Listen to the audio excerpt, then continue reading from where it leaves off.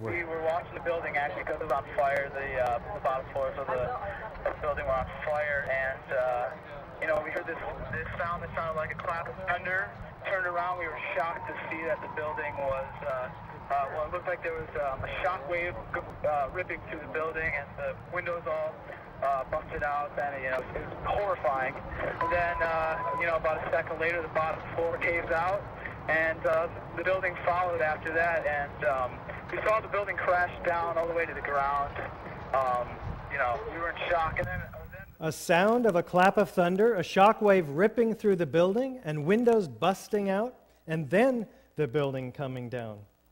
Do we have a straight down symmetrical collapse into the building's footprint?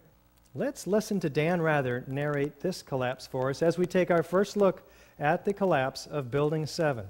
What you're seeing are high shots. Now, here we're going to show you a videotape of the collapse itself. Describe that. Now we go to videotape, the collapse of this building.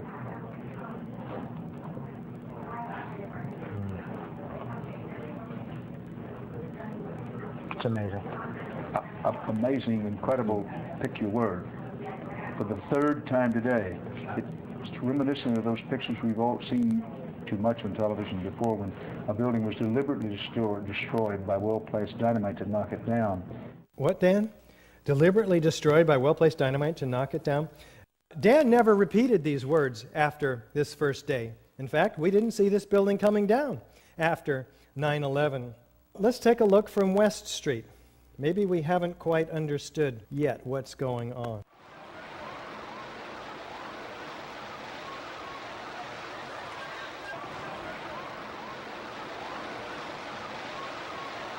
Well, I'm not quite convinced yet. Let's take a look in this side-by-side comparison with a known controlled demolition on the right.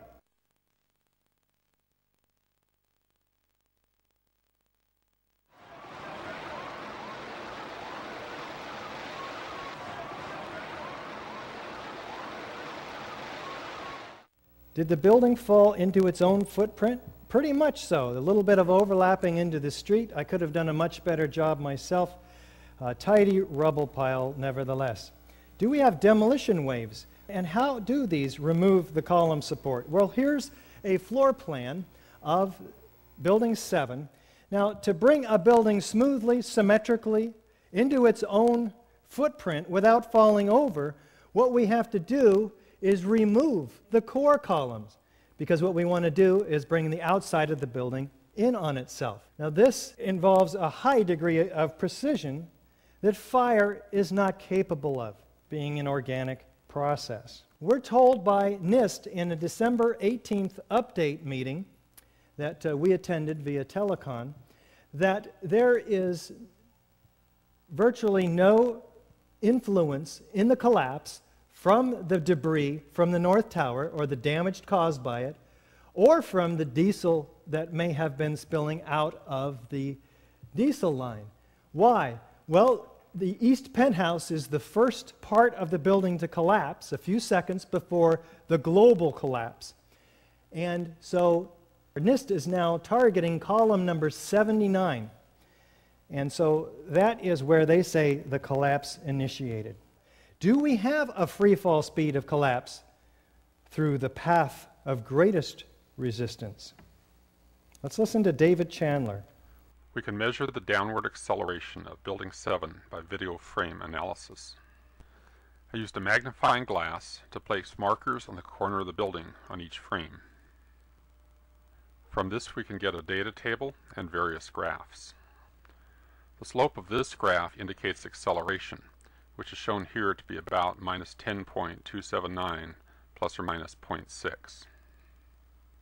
Free fall in a vacuum is minus 9.8 in these units. That falls within the margin of error of this measurement. In other words, the rate of fall of Building 7 in the first few seconds is indistinguishable from free fall in a vacuum. What are we talking about? You can see second by second the building gaining downward momentum.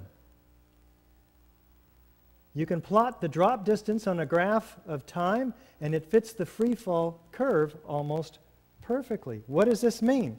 That the columns had to have been removed and removed virtually simultaneously on each floor, synchronistically timed, so the building had no resistance virtually on the way down. Do we have a total dismemberment of the steel structure? We had a 47-story skyscraper compressed to 4 stories. How does this happen? This building had some moment-resisting frames on several floors. That's where the beams are welded very rigidly to the columns. Do we have sounds of explosions, though? Here's Craig Bartmer from the New York Police Department. And the whole time you hear him thum, thum, thum, thum, thum. So, I think I know an explosion when I hear it. I was real close to Building 7 when it fell down.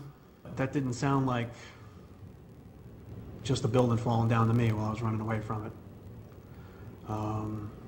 There's a lot of eyewitness testimony down there hearing explosions. I didn't see any reason for that building to fall down the way it did. And a lot of guys should be saying the same thing. How about Kevin McPadden, former Air Force Special Operations Search and Rescue? He came back over with his hand over the radio, and it sounded like a countdown. And at the last few seconds, he took his hand off, and you heard 3, 2, 1, and he was just saying, "Just run for your life, just run for your life." And then it was like another 2, 3 seconds, you heard explosions, like boom.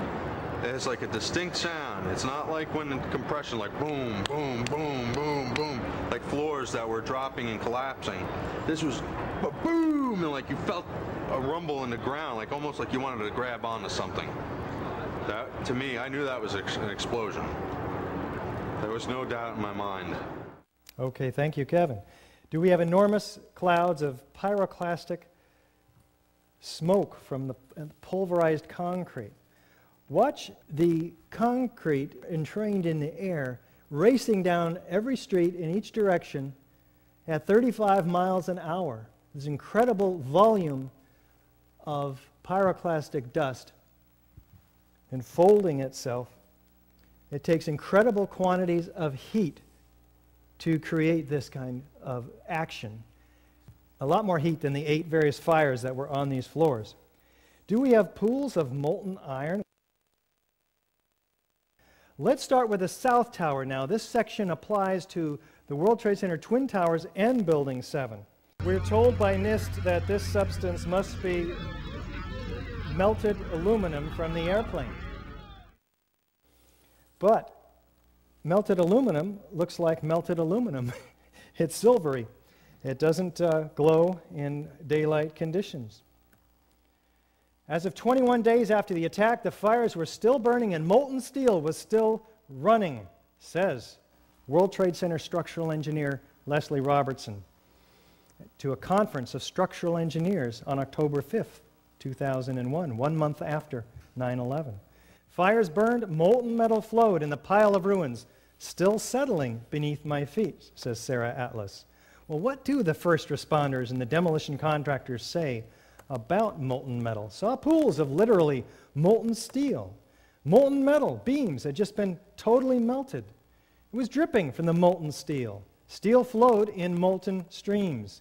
They're finding molten steel, seeing the molten steel, uncovering red-hot metal beams. Molten metal, red-hot, weeks after the event. Molten steel at the heart of the tower's remains.